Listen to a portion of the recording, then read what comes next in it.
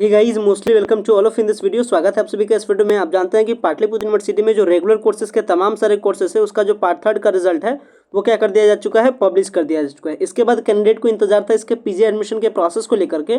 कहने का मतलब एमए, एमएससी, एमकॉम जैसे एडमिशन के प्रोसेस को लेकर के तो फाइनली पाटलिपुत्र यूनिवर्सिटी की तरफ से एमए, एमएससी, एमकॉम एडमिशन को लेकर के अपडेट को जारी कर दिया जा चुका है, नोटिफिकेशन को जारी कर दिया जा चुका है। तो आज की इस वीडियो में जानेंगे कि पाटलिपुत्र यूनिवर्सिटी में एमए, एमएससी, एमकॉम में अप्लाई करने का क्या कुछ इसका लास्ट डेट है, कब आपका फर्स्ट मेरिट लिस्ट आएगा, कब आपका सेकंड मेरिट लिस्ट आएगा, कब आपका थर्ड मेरिट लिस्ट आएगा और क्या कुछ एडमिशन का प्रोसेस रहने वाला है। क्या आपका एडमिशन एंट्रेंस एग्जाम के बेसिस पे होगा इस बार, या फिर आपका प्रोसेस आपका होगा कट ऑफ लिस्ट यानी कि आपका ग्रेजुएशन के परसेंटेज पे।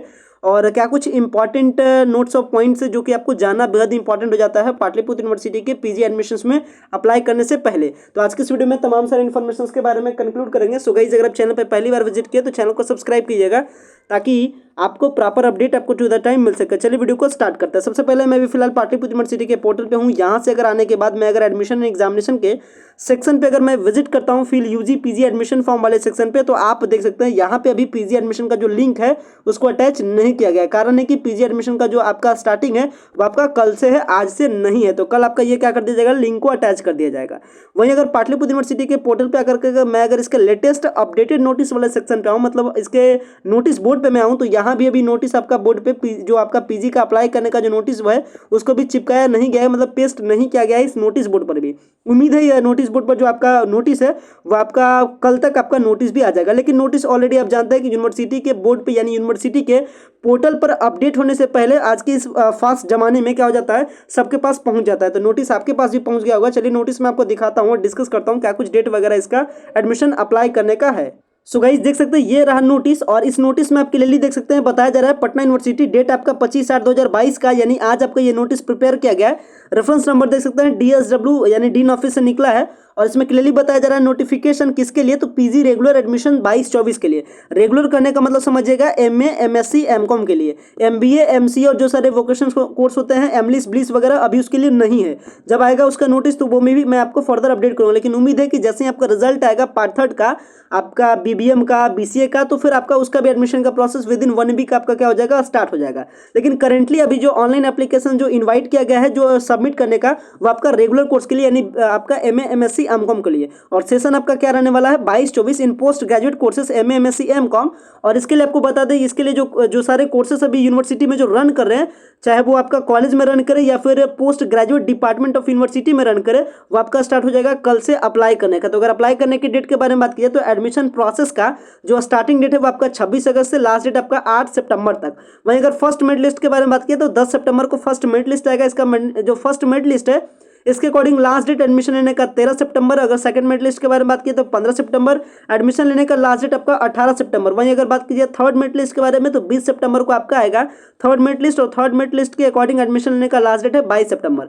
देख सकते हैं प्रोसेस कितना फास्ट बनाया गया, आप देख सकते हैं। और बताया जा रहा है कि क्लासेस आपका स्टार्ट भी हो जाएगा 23 सितंबर तक। ऐसा आज तक तो पाटलिपुत्र यूनिवर्सिटी के रिकॉर्ड में नहीं रहा है, लेकिन अगर ऐसा कुछ होता है तो बहुत अच्छी बात है। ये आपके करियर के लिए भी बहुत अच्छी बात है कि आपका ऑन द टाइम आपका जो आपका पीजी का जो कोर्स है वो क्या करेगी, यूनिवर्सिटी कंप्लीट करेगी। हालांकि अगर बात करें अगर समथिंग और भी दूसरे इन्फॉर्मेशन के बारे में तो ध्यान रखिएगा, अगर आप अप्लाई करते हैं पीजी के रेगुलर या वोकेशनल कोर्स में तो आपको अप्लाई करने के लिए पेमेंट आपको ओनली ऑनलाइन मोड में देना है। और ध्यान रखिएगा पेमेंट आपको BC1 या जनरल या BC2 स्टूडेंट्स के लिए 400 रुपीज़ पेमेंट आपको जमा करना है। SC ST कैंडिडेट के लिए जब आप ऑनलाइन कीजिएगा तो आपका 300 रुपीज़ का आपको ऑनलाइन पेमेंट डिपोजिट करना है। वहीं अगर ध्यान रखिएगा अगर इसके एलिजिबिलिटीज क्राइटेरियाज के बारे में बात करें, यानी पीजी का जो ट्रेडिशनल कोर्स है एमए, एमएससी, एमकॉम, अगर आप इसमें अप्लाई करना चाहते हैं तो ध्यान रखिएगा आप बैचलर डिग्री से पास आउट होने चाहिए। 45% आपका उस रेस्पेक्टिव ऑनर्स में होना चाहिए जिसको आप मेन पेपर बनाने वाले हैं। और अगर आप किसी सब्सिडरी पेपर को अपना मेन पेपर बनाना चाहते हैं तो उसमें आपका 55% आपका क्या होना चाहिए, मार्क्स होना चाहिए। कहने का मतलब अगर मान लेते हैं, एक एग्जांपल से मैं आपको समझाता हूं, मान लेते हैं कोई कैंडिडेट ने बीए किया होगा यानी बैचलर ऑफ आर्ट्स किया होगा ग्रेजुएशन में, उसका मान लेते हैं पॉलिटिकल साइंस ऑनर्स होगा और उसका सब्सिडरी होगा हिस्ट्री एंड उसका ज्योग्राफी। अब मानिए सिचुएशन के बारे में डिस्कस करिए। मान लेते हैं अगर आपको पीजी में अगर आपको पॉलिटिकल साइंस से करना है तो इसके लिए आपका ग्रेजुएशन में कितना होना चाहिए, 45%। लेकिन अगर किसी कैंडिडेट को उसके सब्सिडरी पेपर को इन करियर मेन पेपर बनाना होगा, जैसे मान लेते हैं अब कैंडिडेट चाह रहा है कि पॉलिटिकल साइंस से ना हम पीजी करना चाहता हूँ यानी पोस्ट ग्रेजुएट करना चाह रहा है हिस्ट्री से, तो वैसा कंडीशन में उसका हिस्ट्री में क्या होना चाहिए, 55% होना चाहिए। यानी अगर आप सब्सिडरी पेपर को अगर आप मेन पेपर बनाना चाह रहे हैं पीजी में तो आपका 55%, और अगर अगर आपका ऑनर्स को चाहते हैं मेन पेपर बनाने के लिए, देन आपका 45% आपका मिनिमम परसेंटेज होना चाहिए। अगर रिजर्वेशन रूल्स के बारे में बात करें तो रिजर्वेशन रूल्स काम करता है आपका गवर्नमेंट ऑफ बिहार का, यानी बिहार जो रिजर्वेशन को अलाउ करती है उसी को यूनिवर्सिटी भी अलाउ करेगी। दूसरे स्टेट वाले स्टूडेंट्स इस यूनिवर्सिटी से आपका रिजर्वेशन का बेनिफिट नहीं ले सकते हैं। वहीं अगर मैं बात करूं सिलेक्शन क्राइटेरिया के बारे में, तो जो मेरिट लिस्ट है वो प्रिपेयर किया जाएगा रेगुलर कोर्स का on the basis of percentage of, यानी जो आपका ग्रेजुएशन में जो आपका मार्क्स था उसके बेसिस पे आपका क्या किया जाएगा, मेरिट लिस्ट को प्रिपेयर किया जाएगा। साथ में इस पर भी डिपेंड करता है उसका जो सीट है उस पर वो डिपेंड करेगा कि कितना कट ऑफ बनेगा या कितना कम कट ऑफ बनेगा, वो डिसाइड होता है उसके ग्रेजुएशन वाले परसेंटेज पे प्लस सीट के अवेलेबिलिटी पे। साथ में आपको ध्यान रखना है कि if a candidate mention wrongly his her caste category obtain marks then his her applications will be rejected without refund of application fee। यानी ये अक्सर देखने को मिलता है कि कैंडिडेट क्या करते हैं, अप्लाई करने के टाइम में कैटेगरी में कभी कभी गलती करता है। जैसे कोई कैंडिडेट है BC2 का और वो क्या कर देता है EBC, मान लेते हैं कि उसका अलॉटमेंट आ जाता है EBC के बेसिस पे, जब वो जाएगा डॉक्यूमेंट वेरिफिकेशन करने के लिए तो उसके एडमिशन को रद्द कर दिया जाएगा। इसलिए कभी भी दो चीज में गलती नहीं कीजिएगा। पहला तो अपना कैटेगरी में अगर आप गलती कर दीजिएगा तो समझ लीजिए आपका पूरा एडमिशन ही बर्बाद हो गया, आपका एडमिशन नहीं हो पाएगा, बहुत ज्यादा प्रॉब्लम हो जाता है। और दूसरा आपका मार्क्स में, आप मार्क्स में भी कुछ उल्टा पलटा नहीं कीजिएगा, ये भी बात का आप ध्यान रखिएगा।